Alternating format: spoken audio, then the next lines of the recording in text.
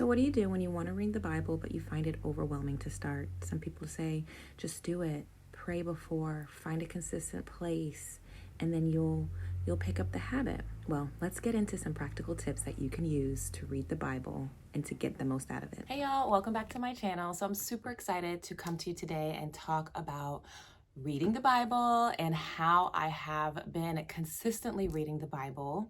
But first, I want to show you all my sweater because every time people see this, they really like it. And I feel like, I don't know, it's just a nice reminder to be you and that they will adjust, okay?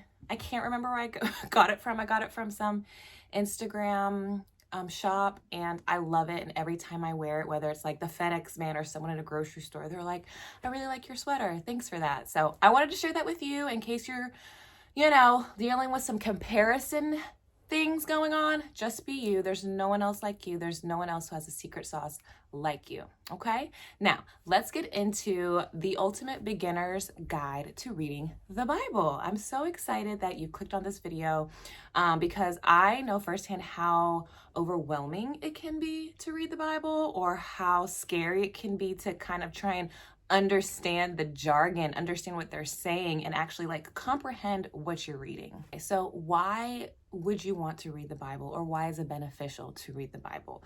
So before we get into all the tips, the tricks, and the tools that I use, the Bible is a collection of stories and books that tell us about the beginning of time, that tell us about how humans lived. And so it is definitely a way to get closer to God, to understand him, to understand how he works, and to understand how we should live to glorify him. When I tell you, I be clutching my pearls when I be reading this Bible. It be so juicy in some parts, and I be so flabbergasted in other parts. I'd be so disappointed in some parts in how us as humans have acted with God and towards God, but I'm learning a lot. So the advantages of reading your Bible is obviously you're going to learn so much just about how you should live. You learn so much about yourself, and you get closer to God, and you learn so much about him. So let's get into it. I'm going to share with you the tools I use to read the Bible. Now, the first one, this one has made the biggest impact on me reading the Bible, is I'm using this Bible study. It's called The Bible in 52 Weeks. Now, this one is a year-long Bible study for women. I'm sure there is another one for guys, but even if a guy were to use this, like, it's really not like just for women. Like, you can apply it to any part of your life, but this is awesome. And so this is broken down. Let me just go to the first one really quick. Oh, this is the one I opened. So every week you have a different reading. And so this was week 1. As you can see, I started this July 17th, 2023. And every day you have a different reading of a few verses. And then day 7, you have the reading in the book and some questions. And so this really helped me stay on track because I was like, okay, where do I start? Like, yeah, I could start from the beginning, but like, how much do I read without getting overwhelmed? Like, I really wanted something to help me stay on track, and this has been awesome. Now, one thing I will say, I really do like the habit of reading the Bible every day. So this helps to build that habit. But I will admit, like, life happens, and come around November time, this past November, the holidays are in full swing, traveling, my daughter's off of school, and like, I just got out of that habit and wasn't reading it every day. And I was really like hard on myself, and like, I don't like to miss a whole bunch of days in a row. And so let me see if I could find how I picked up. So I ended up, it was 11. So on November 27th, week 20 was when I finished week 20, and I just let other things take priority, if you will. And if you go to the following week, I didn't pick back up until January 6th. And that's okay. That's okay. Things happen. We're not perfect. And, you can always get back up and keep going. So don't let this overwhelm you, because it overwhelmed me, and give yourself some grace. So the first tool is finding a really good Bible study to be able to help you stay on pace, to help you break down the word more. And I also have this other one. It's called When You Pray. And this one is specifically about praying. So this first one is actually reading the Bible in 52 weeks in a year. And this one is a separate one just about praying. And what I really like about this one, it is a weekly Bible study as well. And before you start every week, there is a video to watch with the 6 authors. So this one is also a great one. I started week 1 and around that November time, got off track, and I have not picked it back up because I want to be consistent with it. And so that is probably something I'll be starting in the next week or two, just starting back at week 1 and starting, when you pray. But definitely find a Bible study that will help you stay on track, and that will kind of guide you within the Word. The next thing obviously is your Bible. This is the Message Bible. As you know, Bibles come in many different translations. Now, I want to comprehend what I'm reading, and that King James version, I don't be getting it. I don't be understanding. Like, I do, but then I have to Google stuff, and it's like I don't have to Google every time, you know what I'm saying? Like, get distracted by social media or whatever. So this one is the Message Bible, and my daughter's grandmother actually gave this to me in 2017. I asked for a Bible for Christmas, and she gave this one to me, and I really like it. I really like it. It's not really a note-taking Bible. Like, it doesn't have like the extra spaces, but I be taking notes. I highlight. I really like it. I understand what they're saying.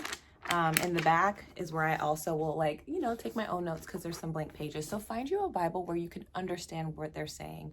I think the Message translation, the NLV translation, New Living Version, I think, NLV, and the, I want to say the EST, but that's a time zone. Anyways, there are a lot of Bible translations. You can Google which ones are the most digestible, if you will. Even in your phone, the Bible app, you have, you can see all the different translations. The next tool that I use is my Bible study and prayer journal. This is actually one of my digital products that I created because I wanted something to go along with my Bible study. I wanted somewhere where I can take notes, where I can actually break down topics and characters and verses, and I love it. It has, like I said, your Bible study templates. It has the whole Bible digitally linked in the journal. So this helps me do many Bible studies that I share on my Instagram page, and I really feel like this has helped me understand the word better. So if you want to understand the word better, you want to be able to break down what you're reading. So this digital journal helps me break down what I'm reading in my Bible study. So first, what I will do is I will pray, do some worship. I will see what my readings are for today in this, and then I will go and read it in this, and whatever verse stuck out to me, whatever lesson or whatever is on my heart, then I will take it to this. And I really like the SOAP Bible study method. It stands for scripture, observation, application, and prayer.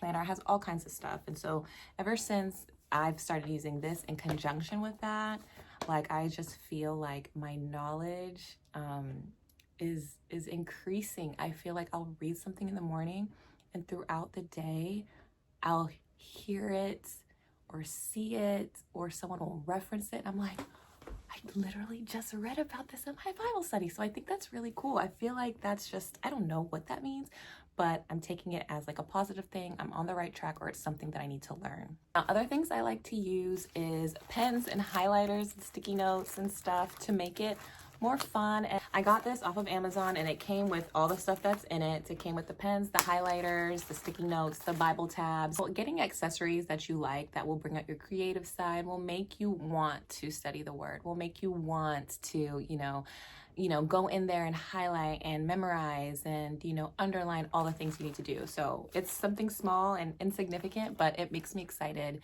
to, read my Bible and be able to highlight, underline things. Honestly, there's so many other tools and methods you can use. Here on YouTube, there's so many amazing videos and explanations and people who are using their gift, and God's using them to explain different things and to reassure.